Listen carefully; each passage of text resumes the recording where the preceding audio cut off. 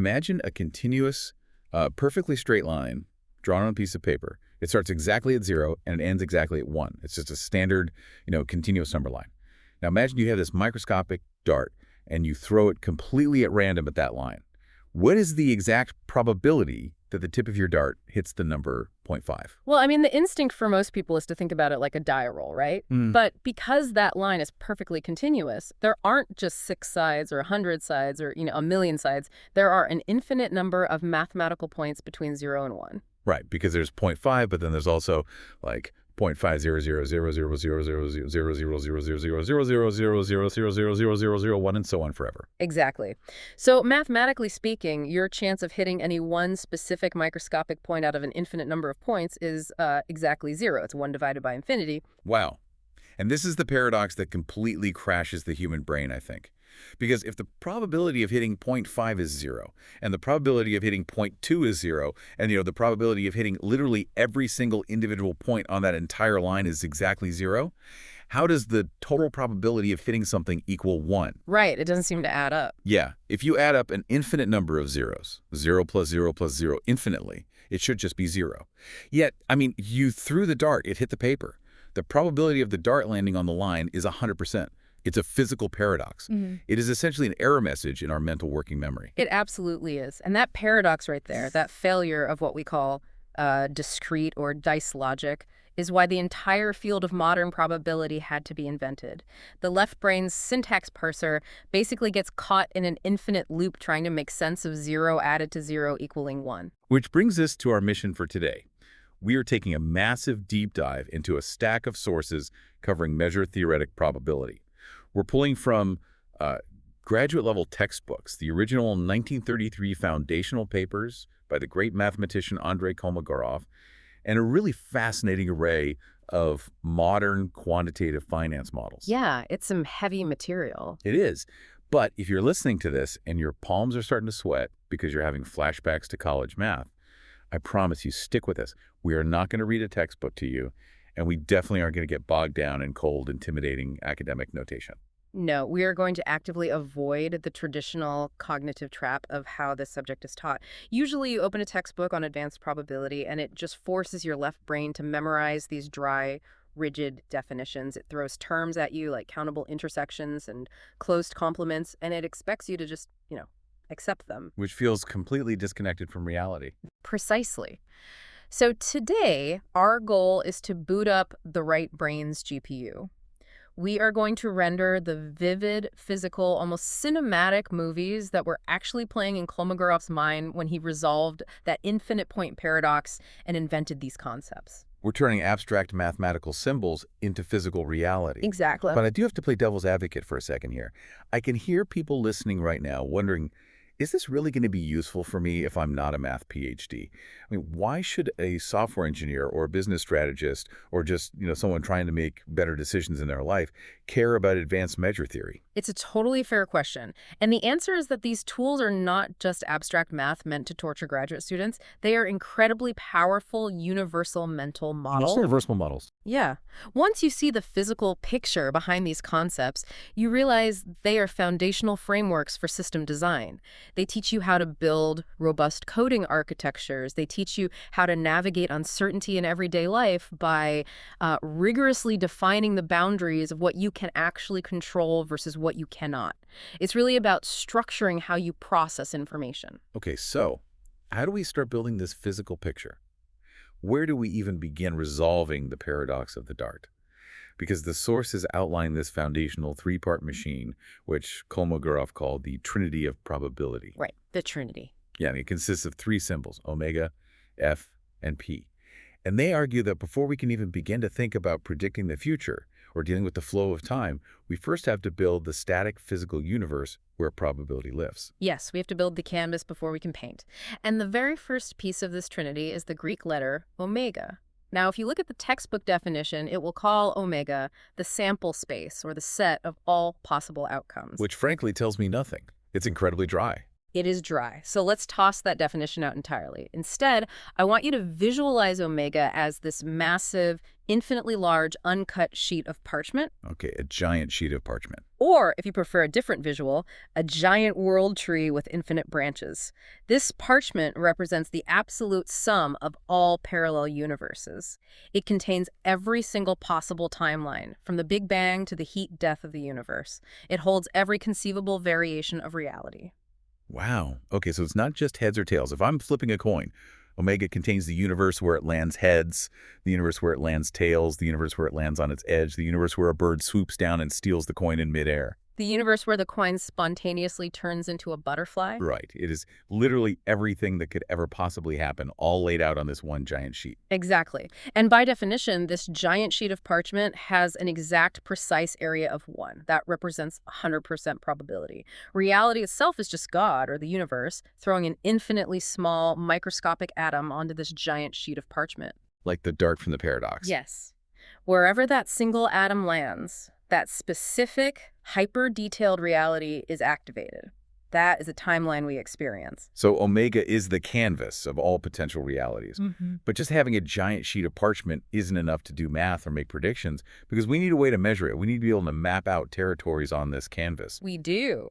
And that brings us to the second and honestly the most counterintuitive piece of the Trinity, F, the sigma algebra. Right. And again, the textbook definition of F is just brutal. It says F is a family of subsets of omega-satisfying closure under complements and countable unions. And there goes my brain crashing again.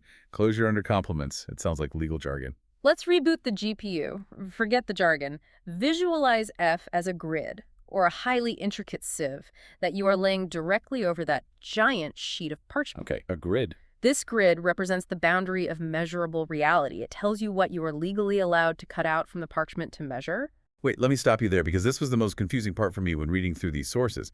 Why do we need a grid to tell us what we can cut out? If the parchment is reality, if it represents all possible universes, why can't I just take a pair of scissors, cut out any random crazy shape I want from the parchment, and measure its area? Why are there rules for cutting? That is the core question. And the answer lies in the terrifying nature of infinity, which we touched on with your dart paradox earlier.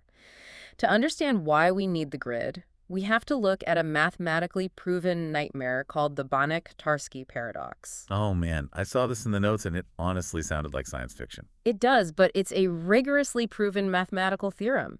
Without getting hopelessly bogged down in the formulas, the Banach-Tarski paradox proves that if you are dealing with a continuous infinite space, like our continuous number line, or a solid 3D sphere, and you don't have strict rules about how you cut things up, infinity allows you to do impossible things. What kind of impossible thing? Specifically, Banach and Tarski proved that you can take a solid sphere, like an orange, cut it into 5 incredibly bizarre, infinitely scattered, fractal-like pieces, Okay. and then simply rotate and shift those pieces around without stretching them or adding anything new, and reassemble them into 2 solid oranges of the exact same size as the original. Wait, I really need to process that. You're saying that math proves you can take one solid object, cut it into a few pieces, rearrange them, and suddenly you have 2 identical objects of the same volume. That completely breaks the laws of physics. It breaks the conservation of mass. It breaks physical conservation, yes, but more importantly for us, it breaks logical conservation. Think about what this means for probability. If probability is represented by volume or area, and you can magically double the volume of an object just by cutting it in a weird, infinite, scattered way. Then probability is completely meaningless. Exactly. You could cut up a probability of 1 and reassemble it into a probability of 2. The entire mathematical universe would collapse into contradiction.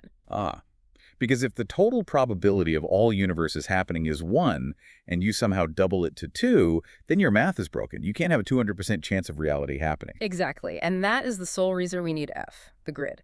F is the mathematical firewall against the Banach-Tarski paradox. It explicitly says not every weird, infinitely fractured fractal shape on this parchment is legally measurable. It stops you from making those crazy infinite cuts. Yes. F dictates the rules of the scissors. It defines the safe, legal territories of probability. If a shape is too jagged, too infinitely scattered, or creates a paradox, F filters it out. It is deemed unmeasurable. So F isn't the parchment itself. F isn't the reality. F is the filter. It's a set of logical rules. It says you can measure this nice clean square over here, but you cannot measure that paradox over there. Precisely.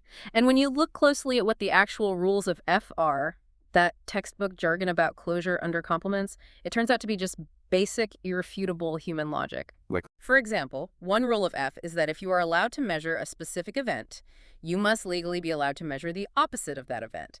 If you can cut out the area representing "it is going to rain today," then basic logic dictates you must be able to subtract that area from 1 to find the area of "it is not going to rain today." That's closure under complements. got it. It's basically ensuring that reality adds up correctly. If I can measure Monday, Tuesday, and Wednesday individually, the rules of F say I must be allowed to glue them together and measure the first half of the week. It just prevents nonsense. Right. F filters out the mathematical demons of infinity and keeps our universe logically sound. Which brings us, finally, to the third piece of the static trinity. P, the probability measure. And I really love how the sources frame this piece. P is usually just written as a number in high school math, like P equals 0.5. But in measure theory, P isn't a static number. P is a machine. Think of P as an incredibly precise, indestructible electronic scale. That is the perfect metaphor. P's only job in the universe is to weigh things. You use your safe, logical grid F to cut out a legal shape from the parchment omega. Then you walk over and drop that shape onto the electronic scale P. The scale analyzes the area and spits out a weight, which is always a number exactly between 0 and 1. And because we use the grid F to ensure we only cut out legal logical shapes, the scale never glitches. It never throws an error message. If you drop the entire uncut parchment of omega onto the scale, it weighs exactly 1. Because that's everything. Right. And if you legally cut out the universes where a coin lands heads and the universes where it lands tails, and you drop them on the scale individually, they might weigh 0.5 each. And if you add them together, they perfectly equal 1. Right. So if we pull back from the math for a second and look at the practical takeaway here for the listener, this three-part trinity establishes what we can call the resolution mapping mindset. Resolution map. Yeah. When you are designing a complex software architecture or you're a manager trying to solve a messy organizational crisis, the biggest mistake people make is trying to process every atomic infinite detail at once. They get lost in the parchment. They're trying to predict where every single atom is going to land. Yes. But measure theory teaches you to define your macro boundaries first. Before you start collecting data or calculating odds, you have to ask yourself, what is my omega? What is the absolute total universe of possibilities I am dealing with here? And then, what is my F? What is my grid? Meaning, what am I actually capable of measuring? What data do I realistically have access to?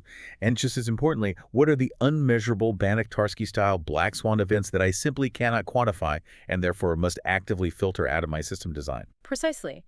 You define the logical boundaries of F first so that your scale P, which in the real world might be your key performance indicators, or your success metrics, or your risk models, doesn't violently explode when reality throws a paradox at it. That is the beauty of the static universe. Omega is the canvas, F is the filter grid, and P is the scale. Okay, I think I have a really solid mental image of that. We have built the universe. It's solid, it's logically sound, and it's completely static. It's a snapshot. But we don't live in a static snapshot. Time moves forward, a second passes, then another. So what happens when we introduce the flow of time to this trinity? We have to figure out how to turn this static painting into a dynamic moving film. And this transition from static to dynamic is exactly where almost everyone studying stochastic processes or quantitative finance or advanced statistics hits a massive brick wall. They encounter a concept called filtration. It is usually written as an F with a little subscript T next to it, F sub T. I remember staring at that symbol in the sources and feeling completely lost. The left brain trap here is looking at that F with a little t and thinking it's just a static set of outcomes that happens to have a timestamp stamped on it, like a photograph taken at 2.0 DOPM. Right, but trying to process the concept of uncertainty and the flow of time simultaneously using static photographs crashes the brain. Because information in reality isn't a static pool. It is a continuously flowing stream. The sources use a really brilliant analogy here to explain filtration. They compare it to watching a suspense movie in a theater. Let's walk through this because it made it click for me. Sure. Imagine you are sitting in a dark theater and you're watching a complex murder mystery. At time t equals 0, the very beginning of the movie, the screen is dark. The opening credits haven't even rolled. At this exact moment, your grid, your filter F, is infinitely coarse. The holes in your sieve are massive. You know the movie has an ending, you know it's a mystery, but you have absolutely zero specific clues. The identity of the killer is a total, unmeasurable blur. Your resolution of reality is incredibly low. You are looking at the giant parchment of Omega, but you have no ability to cut it into meaningful pieces yet. But then the movie starts. Time begins to move forward. Let's say we reach time 2 equals 1, maybe halfway through the film. A major character is found dead in the library. A muddy footprint is found near the window. A torn receipt from a coffee shop is discovered in the victim's pocket. What happens to your mathematical grid? It tightens. It gets finer. The holes in the sieve get smaller because your resolution of reality just increased. Yeah. Now you have enough concrete information to weigh the probability of a new, more specific event. Exactly. At t equals 0, you couldn't even measure the probability that the killer's a man who drinks coffee. Yeah. But at t equals 1, because of the receipt and the footprint size, that event becomes legally measurable. You can cut it out and put it on the scale. Exactly. And the movie continues. More clues, more dialogue, more twists. The grid keeps getting finer and finer. Until finally, we reach time capital T, the grand finale. The detective gathers everyone in the drawing room and reveals the killer. The movie ends. At this moment, your grid becomes perfectly fine. Your resolution of the movie's universe is absolute. Every parallel universe timeline that you were considering, was it the butler, was it the wife, is completely distinct and resolved. You know exactly who the killer is. So filtration, this F sub t, isn't just a single grid. It's a stack of grids, an evolving sequence of sieves, one for each specific millisecond in time. And the critical rule is that each grid is finer, more detailed, and contains more information than the one that came before it. Nested inside each other. Yeah. The information you had at the beginning of the movie, t equals 0, is permanently nested inside the information you have at t equals 1, which is permanently nested inside the finale at time capital T. This is mathematically known as the concept of nested subsets. F0 is a subset of F1, which is a subset of F2, all the way to F capital T. What's deeply fascinating here is the underlying philosophical principle Kolmogorov captured, the information arrow. In this mathematical universe, information never vanishes. It only accumulates. You can never unsee the muddy footprint. The grid only ever gets tighter. It never loosens. This is a light bulb moment for the software engineers and database architects listening, because what you were describing is literally the underlying architecture of a distributed log or a blockchain. Oh, wow. Yes. When you build a robust, modern system, the state of the system isn't a static Excel spreadsheet where you just overwrite old data with new data. It is an append-only history of legally known information at time t. You cannot delete a block from a blockchain. Could only add a new block, which adds finer resolution to the chain. The history is immutable. That is a phenomenal real-world application. And if we take that same information arrow principle and apply it to quantitative finance, it explains why a stock price, or an algorithmic trading model, must be what mathematicians call adapted to the filtration F sub t. Adapted, let's dig into that word, meaning the price has to fit completely inside the current grid. Precisely. Let's use a security camera analogy. To say a stock price algorithm is adapted means that if you are making a trade at 2:00 p.m. on a Tuesday, your algorithm is only legally allowed to use the security camera footage, the data, the news, the price history from 2:00 p.m. Tuesday and everything before it. It must fit inside the grid of F Tuesday. Right, no peeking. Right. You cannot look into Wednesday's security footage to make a trade on Tuesday. The price today is purely a product of the resolution of today's grid. If your model sneaks a peek at future data, it is no longer adapted. It violates the arrow information. In the real world, we call that insider trading, or in machine learning, we call it data leakage. In measure theory, it's a mathematical violation of the filtration. That makes so much sense. So we are moving along this timeline, gathering clues, the grid is getting finer, the blockchain is growing. But what happens when we reach the end of the timeline? We reach time capital T, the end of the movie, the end of the trading day. The grid is as fine as it's ever going to get. The sources draw an incredibly subtle but profound distinction here between the endgame player, which is F sub capital T, and the omniscient God, which is just the original F with no timestamp at all. Yes, this is a crucial conceptual leap. To understand the difference between the end of the game and the infinite canvas of reality, let's use a sports analogy. Imagine you are watching the final of the World Cup. The flow of time for this specific system is 90 minutes. The filtration, F sub t, is the accumulating information during the match. A goal is scored at minute 10, the grid gets finer. A player gets a yellow card at minute 50, the grid gets finer again. You're tracking the stats, the possession, the score. Exactly. Then the referee blows the final whistle. 90 minutes are up. We have reached time capital T. The match is officially over. F sub capital T represents the endgame player. At that exact moment, the match is a closed book. The endgame player knows every single pass, every penalty, every goal, and every substitution that occurred within the rules of the soccer match. For the defined scope of that game, F sub capital T contains all possible information. But then, hanging above the stadium, there is just F, no subscript. The omniscient God's canvas. This is the overarching, infinite set of logical rules we talked about at the very beginning. And the difference becomes clear if we introduce a totally absurd scenario. What if, at minute 89, right before the whistle blows, a massive alien spacecraft lands right in the middle of the pitch, abducts the referee, and the game is halted forever? That is the ultimate black swan event. Now we have to ask ourselves, is an alien abduction in the FIFA rulebook? Is it in the game script? No. It is entirely outside the bounded rules of a soccer match. Therefore, that event is fundamentally not contained within the filtration of the game, F sub capital T. But, I mean, it's an event that literally physically happened in the universe. We all saw the spaceship. Exactly. It happened in reality, so it must be measurable by the ultimate canvas. It must be contained in the overarching version. FF is the omniscient boundary of the entire universe, whereas F sub capital T is just the boundary of the specific game we chose to play. Okay, I totally track the logic there, but I am going to push back hard on this on behalf of anyone listening who actually builds things for a living.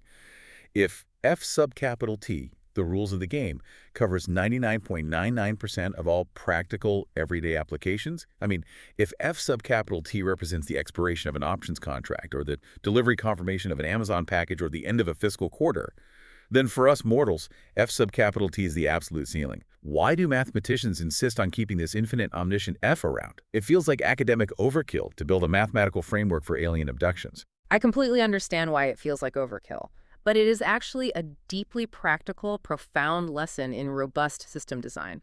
Think of it as the engineering mindset of closed flow versus open universe. When you are writing software, you are designing a system to handle a specific life cycle.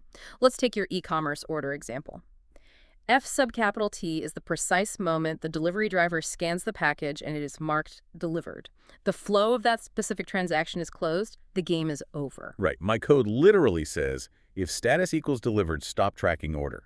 The database entry is finalized. But you, as the architect of that company, must leave a cognitive buffer and a structural system buffer for the open universe.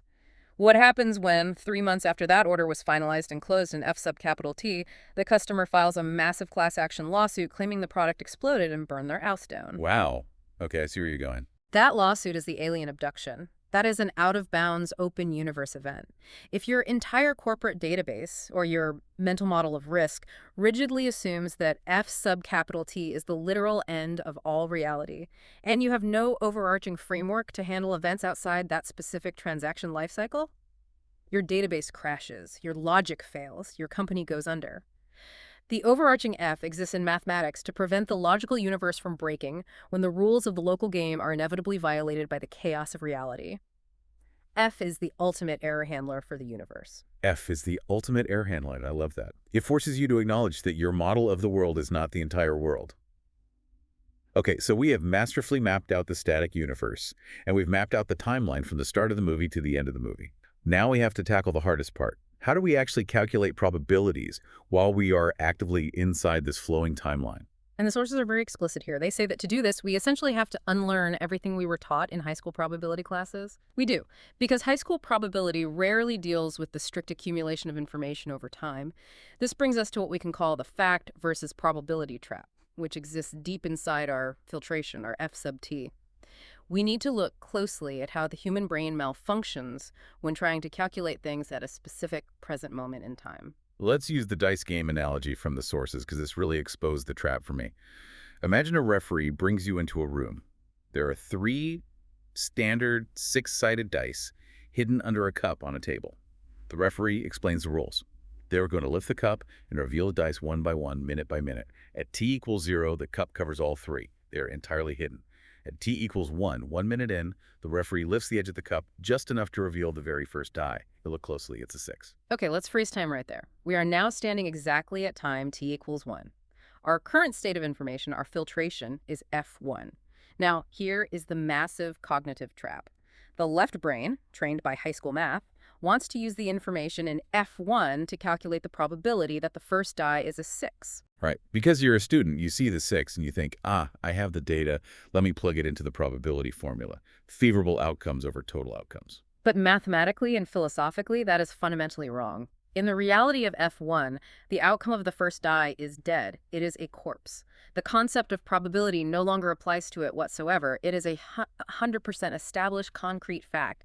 It happened. So the probability isn't 1 in 6 anymore. It's just 1. Or, conversely, if someone asks you, given F1, what is the probability that the first die is a 2? The answer isn't 1 in 6. The answer is exactly 0. It is a cold, hard fact that it is not a 2. Exactly. Inside the defined grid of your current time, F sub t, events are absolutely, ruthlessly black and white.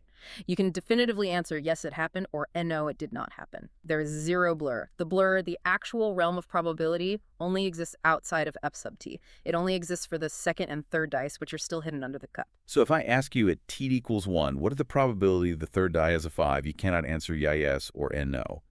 That event is physically outside the current resolution of our grid. The sieve isn't fine enough yet to catch it. So what is the practical lesson here for the listener? The takeaway is a discipline we can call information conditioning. This is a vital, almost survival-level skill for anyone trying to predict the future, whether in finance, weather forecasting, or business strategy. When you are building a predictive model or making a decision based on a timeline, you must violently pin the past to the board as dead, known constants. You cannot treat past events as if they still have probabilities attached to them. You only use your scale P to weigh the unrevealed future. You condition the blurry future entirely on the concrete black and white facts of the present. And that vital concept of conditioning is the perfect bridge to the absolute powerhouse of modern mathematics. This is where the deep dive gets intense. We are moving to the ultimate function, conditional expectation. And mathematical notation looks like this: a capital E, an open bracket, a capital X, a vertical line, F sub t, and a closed bracket. E of X given F sub t. This formula is the dividing line. This is where we leave the safety of high school math completely behind, and we enter the realm of Wall Street quants and theoretical physics. We need to dissect exactly how this works. High school math taught you to condition a probability on a single low-resolution event. Let's call that simple event, event B. Right. A classic high school question is, what is the expected value of drawing a red card given event B, which is the fact that you already drew a heart? It's a very simple single condition, one variable. But modern probability, the math that runs global financial markets, does not condition on a single event B. It conditions on F sub t. And as we established with our movie analogy, F sub t is not a single event. It is an incredibly high-resolution, accumulating grid of thousands, perhaps millions, of interlaced clues. It contains every stock tick, every geopolitical news headline, every interest rate change, all the way up to the present millisecond. To visualize how this massive formula actually processes all that data, the sources offer a fantastic analogy. Imagine you are an old, grizzled security guard, and you are sitting in a massive underground monitoring room. The current time is T. In front of you is a wall, a massive library of VHS tapes. These tapes record every single camera angle, every single piece of data in the universe up to this exact moment. That wall of VHS tapes is your F sub t. Now imagine your boss kicks open the door to the monitoring room. He points at you and demands that you predict the exact price of a specific stock at the end of the day, time capital T. That unknown future price is X sub capital T. So you, the security guard, have to run the formula. Expectation of X sub capital T given F sub T. What is your actual mechanical process? How do you do it? Okay, here is the cinematic sequence of what happens inside that formula. First, you lock the door to the monitoring room. You isolate yourself in the present moment, time T. You turn to your wall of VHS tapes, your F sub t. This is your foundation of facts. Then, in your mind, you conjure up the infinite parchment of omega. You conjure up all the parallel universes, what could happen by the end of the day. Right, you look at the infinite possibilities. But then, you start conditioning. You become a ruthless editor. You look at a parallel universe where the stock crashes at 10 a.m., but wait, you check your VHS tapes. Your tape for 10 a.m. shows the stock actually rallied because the tape is a dead, concrete fact. That parallel universe is invalid. So you violently prune it. You throw that universe in the trash. You go through every single infinite possibility, and you completely destroy any future universe that contradicts the established facts on your VHS tapes. You only keep the futures that perfectly align with the history you have recorded. You prune the world tree. Exactly. And once you have pruned away all the impossible universes, you are left with a bundle of surviving futures. You look at the stock price at the end of the day and all those surviving futures, and you simply average them out. That final average is your expected value. That is your prediction. It is a stunningly powerful mechanism. It dynamically filters infinity using the hard constraints of the present. Now, as I was reading through how this dynamic filtering works, my mind immediately jumped to computer science. I want to test a coding analogy with you because it feels like a perfect one-to-one mapping. In programming, you have functions. Is f sub t essentially acting like an interface or a formal parameter in a programming language, while the specific history that actually happens in the real world is the actual parameter passed into the function? That is an incredibly astute connection. Let's unpack exactly why that works. Yes. The formula E of x sub t plus 1 given f sub t is not a static algebraic equation like y equals mx plus b. It is a dynamic polymorphic routing function. Think about it from the perspective of the function itself. The code sitting on the server doesn't know what specific news headline is going to break tomorrow morning. It can't see the future. Right. The code is blind to tomorrow. But it acts as a perfect interface. Inside the architecture of that function, there is what mathematicians call an indicator function for every conceivable scenario in the sigma algebra. You can think of these indicator functions as an infinite array of infrared tripwires or switches.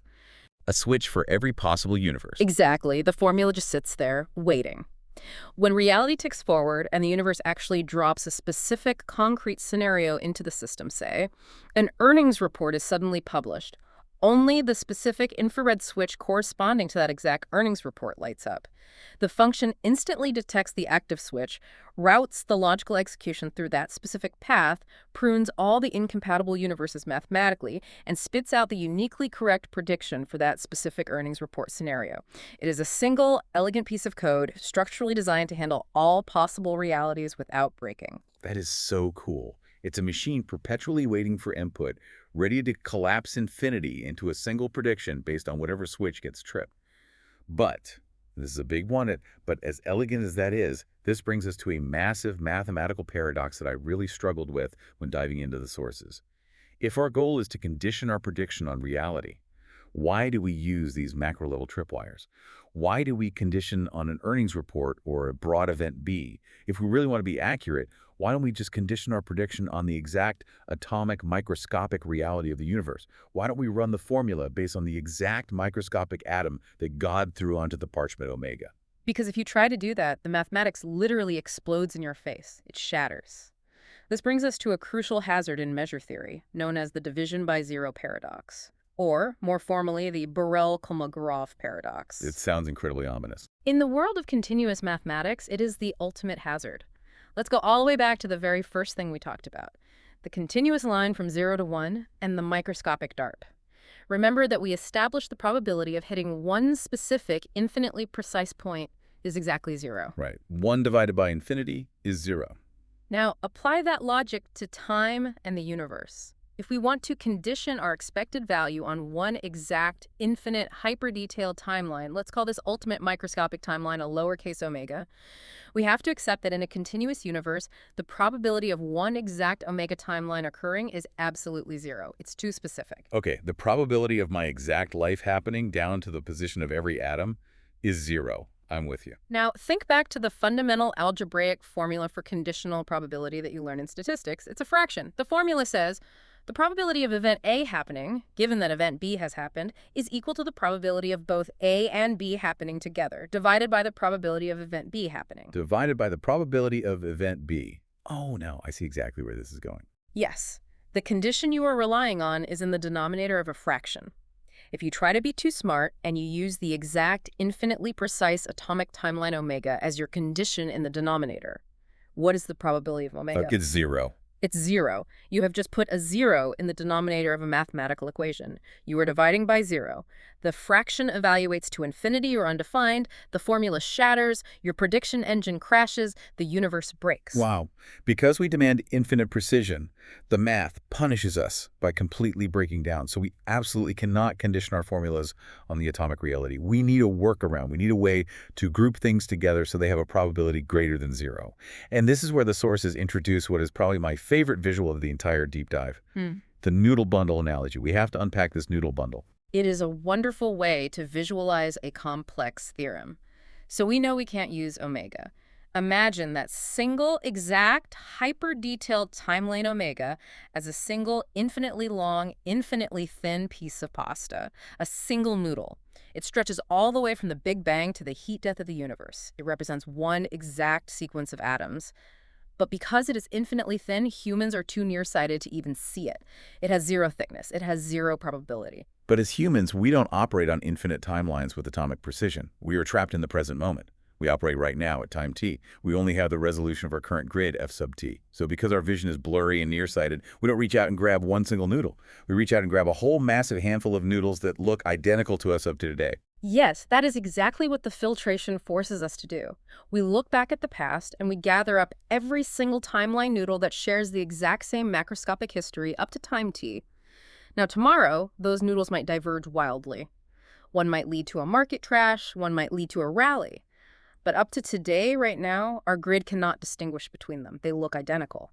So we gather all those identical-looking noodles and we wrap them tightly in a thick band of black tape. And that thick bundle of taped-up noodles becomes our event B. It's a macro drawer of history. It's an equivalence class. And here is the magic trick. Because that bundle is made up of an infinite number of infinitely thin noodles grouped together, the bundle itself suddenly has measurable thickness. It has mass. Its probability is no longer zero. It is greater than zero. Exactly. You have artificially created mass out of human nearsightedness, and because the probability of the bundle, event B, is greater than zero, we can safely take that bundle and plug it into the denominator of our conditional expectation formula. We successfully bypass the division by zero. The math works. We can legally calculate the probability of the future. It is such an elegant hack. We use our own limited resolution to save the math from exploding. So what is the deeper takeaway here for you, the listener? How do we apply the noodle bundle to real life? It really boils down to a concept we can call equivalence partitioning. That's a great term for it. Whether you are trying to predict the stock market, design a fault-tolerant software system, or even just plan your career, the lesson is, do not obsess over predicting the single, perfect, microscopic future omega. Do not try to model the exact position of every atom. You will drive yourself crazy, you will overfit your models, and your system will inevitably break because predicting omega is mathematically impossible. You are trying to divide by zero. Right. Instead, you have to embrace the bundle. You bundle your uncertainties into macro tags, you group together future scenarios that behave identically in the present moment, and you build your architecture to respond to those macro tags, the bundles, the event Bs.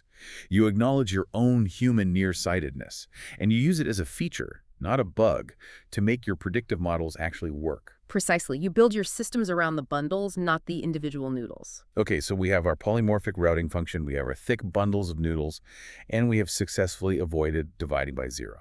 We have machinery to predict tomorrow based on today. But this machinery leads us to one of the most fascinating questions in all of finance. What happens when the conditional expectation of tomorrow exactly equals the reality of today? What happens when you run your massive formula, E of x sub t plus 1 given f sub t, and the answer it spits out is simply x sub t? The value hasn't changed. We are entering the realm of the martingale. Yes. The martingale. This is the holy grail of probability, Wall Street's ultimate cheat code. I found this section of the sources absolutely gripping. They describe a martingale fundamentally as the illusion of the perfectly fair casino. Imagine you are playing a game where no matter what macro drawer of history you open, no matter how many VHS tapes you watch in your monitoring room, your expected wealth tomorrow is precisely equal to the cash you hold in your pocket right now. In a pure martingale process, the accumulation of historical data is completely useless for predicting a directional edge. You can look at all the charts, you can identify patterns, you can track the hot streaks and the cold streaks. It simply doesn't matter. The casino is mathematically immune to your smart strategies. Your mathematical expectation of future wealth is perfectly rigidly anchored to your current wealth. There's zero predictable drift up or down. Okay, but I have to push back here, because it seems to contradict reality. If martingales mean the game is perfectly fair and absolutely no one has an edge, then how does Wall Street make billions and billions of dollars every year? The real stock market is clearly not a martingale. Stocks go up over time. If I put my retirement money in an S&P 500 index fund, my expectation for my wealth tomorrow or next year is statistically higher than what I have today. The game is biased upwards. Your intuition is absolutely correct. The real world is not a martingale. The real-world stock market has what economists call a risk premium. Because holding stocks is inherently risky, companies can go bankrupt, markets can crash. Investors demand a mathematical reward for taking on that risk. So, to attract money, the market must inherently drift upward over time. In measure theoretic terms, the real world is technically a submartingale, meaning the expected future value is greater than the present value. Okay, so if the real world is a submartingale and stocks drift upward, why did you call the martingale Wall Street's cheat code? Why do they care about a perfectly fair game if the real game isn't fair? Because that upward drift, that risk premium, makes pricing complex financial derivatives, like options contracts, a complete and utter nightmare. Let me explain why. To price an option in the real world, you have to guess how much compensation people want for risk. But everyone views risks differently. A conservative pension fund manager looks at a volatile tech stock and demands a huge risk premium to hold it. A 20-year-old day trader looks at the exact same stock and might demand almost no premium because they love the volatility. Right, risk is subjective. It's based on human emotion. Exactly. And if everyone in the market vehemently disagrees on the fundamental value of the risk, how can you possibly agree on a universal, objective, mathematical price for a contract based on that stock? You couldn't. It would be pure chaos. You'd just be guessing. You couldn't build a trillion-dollar global derivatives market on subjective guessing. Precisely. So, to solve this impossible problem, Wall Street mathematicians, specifically Fisher Black, Myron Scholes, and Robert Merton, performed what is arguably the most breathtaking magic trick in the history of economics. Through the physical mechanics of hedging, they figured out how to mathematically artificially twist the universe. They constructed a parallel mathematical dimension called the risk-neutral world. In the literature, this alternate universe is often denoted by the measure Q. The risk-neutral world, measure Yeah. Q. It literally sounds like an alternate dimension in a sci-fi movie. Right. But how does this magic trick actually work? How do you twist the universe? It works through continuous hedging. Let's simplify it. Imagine you sell a call option on a stock. You're now exposed to risk. If the stock shoots up, you lose money. But what if, at the exact same time you sell the option, you go out and buy a mathematically precise fraction of the underlying stock itself?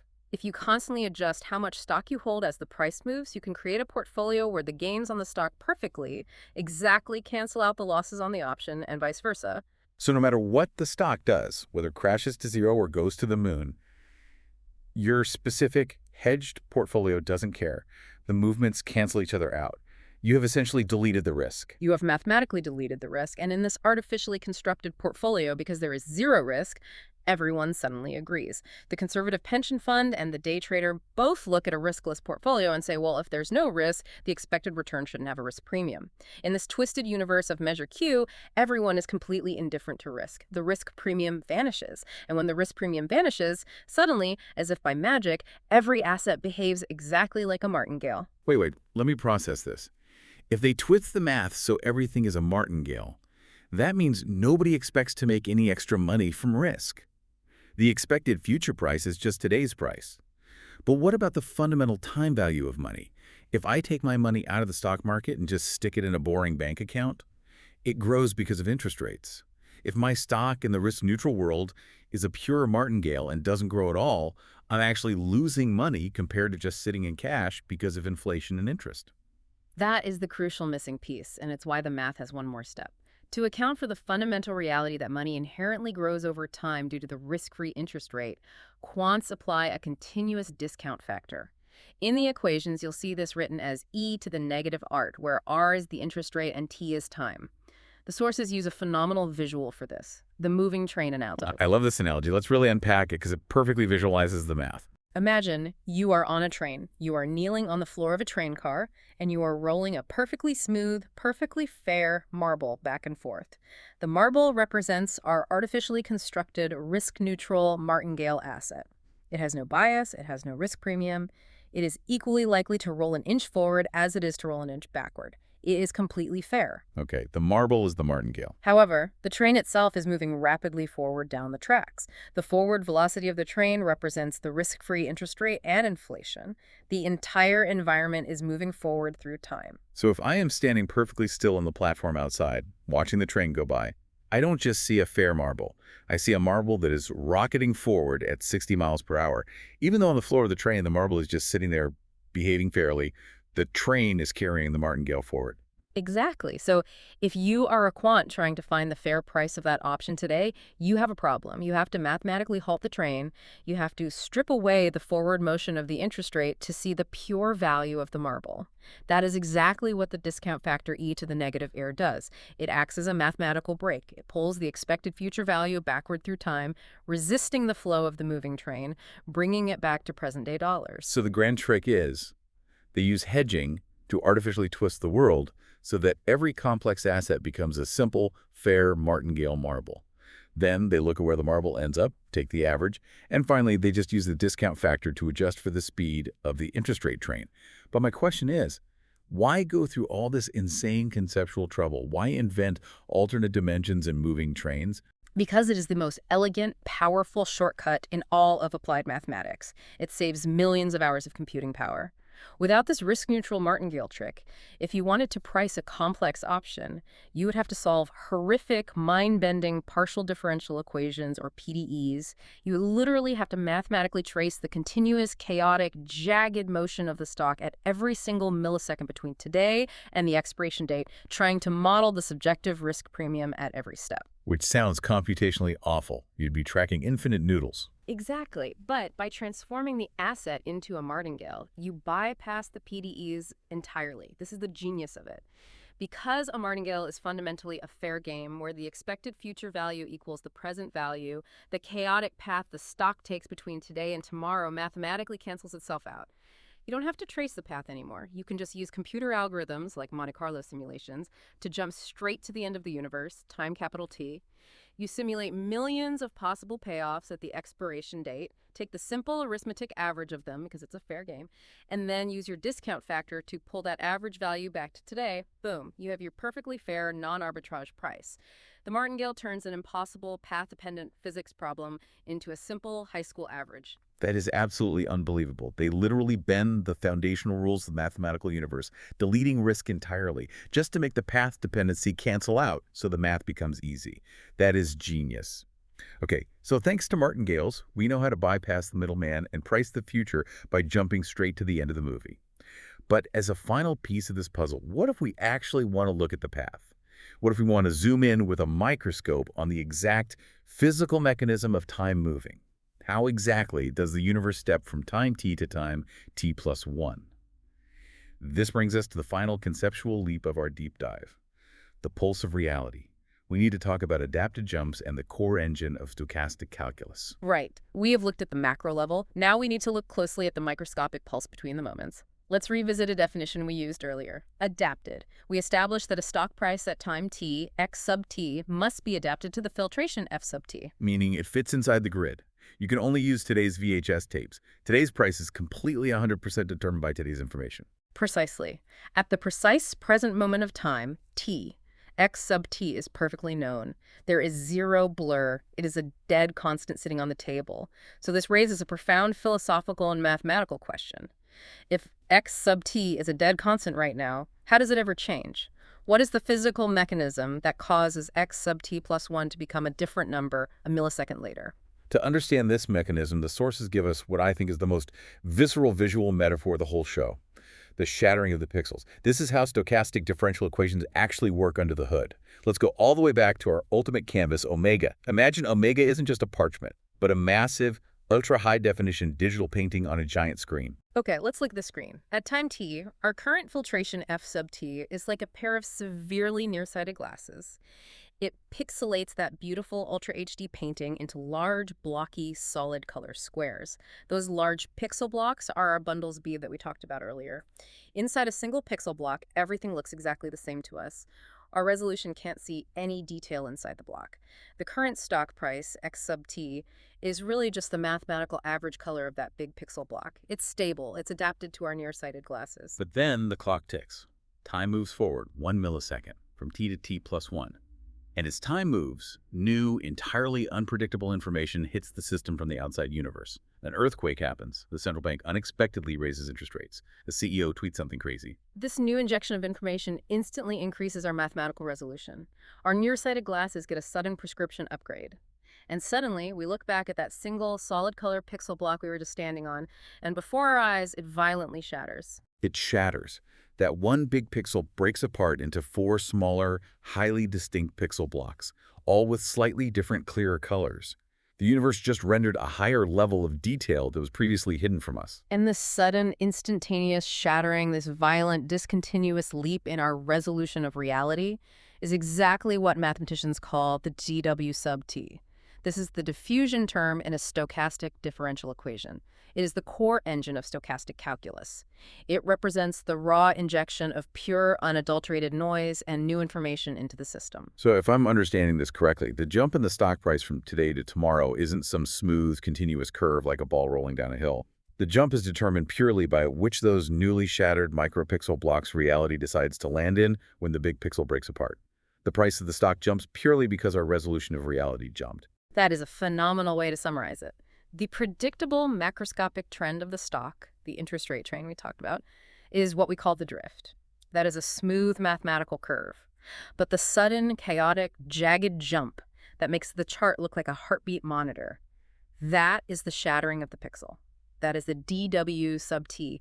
The interplay between the smooth drift and the shattering pixels is the literal heartbeat of a stochastic differential equation. What an incredible intellectual journey this has been.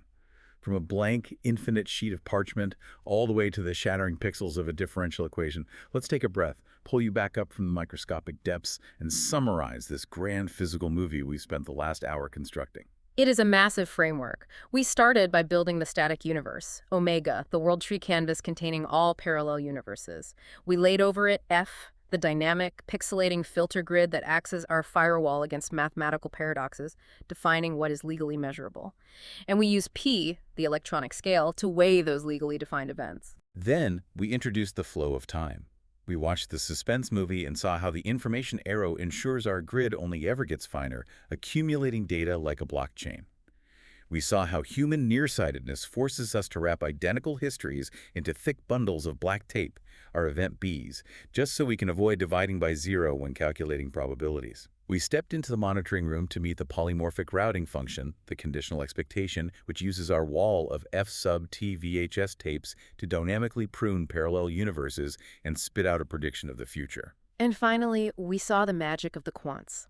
We saw how Wall Street uses hedging to artificially twist this universe into a risk-neutral martingale, turning complex assets into perfectly fair marbles on a moving train just to bypass impossible equations. And we zoomed in with our microscope to watch the pixels of reality violently shatter as time pulses forward, injecting the pure chaos of stochastic calculus into our models. So as we wrap up, we have to ask, why should you care about any of this? Because these concepts are not just abstract equations designed for quants sitting in a basement on Wall Street staring at Bloomberg terminals. They are deeply profound mental frameworks. They teach you how to define the strict boundaries of your systems before you start building. They teach you how to process flows of information without leaking future data into your present decisions. They teach you how to survive a world of infinite, terrifying uncertainty by knowing exactly what is definitively known and dead in your F sub t and what is safely bundled into an event B. Ultimately, it is about structuring your internal logic so that when the universe inevitably throws a Banach-Tarski paradox at you, when the alien spaceship lands on your soccer pitch, your system, whether it is a software architecture, a corporate business strategy, or simply your own mental health, does not mathematically crash. And that brings us to a final, slightly provocative thought. Something for you to mull over after this deep dive ends and you go back to the real world. We spend almost our entire lives agonizing over the future. We try desperately to guess which specific, infinite, parallel universe noodle, which exact, microscopic omega we are currently riding on. We crave absolute precision about what will happen tomorrow. We want to see the exact future. But maybe true peace of mind comes from accepting the rigorous mathematics of our own human limitations. The math literally proves that seeking the exact omega results in dividing by zero. It breaks the universe. We have to accept that we are only ever writing a thick, taped-up bundle of possibilities in event B. Our resolution is fundamentally mathematically limited by time. True wisdom isn't about predicting the exact microscopic future. It's about building an internal system, a personal martingale, if you will, that can elegantly and robustly handle whichever drawer of reality the universe decides to open tomorrow. Because in the end, we can't see the jagged, perfect white line of the future. The lens of time is fundamentally pixelated, and the pixels are always shattering. Our job isn't to demand perfect resolution. Our job is to learn how to read the blur. Thank you for taking this incredibly deep dive with us.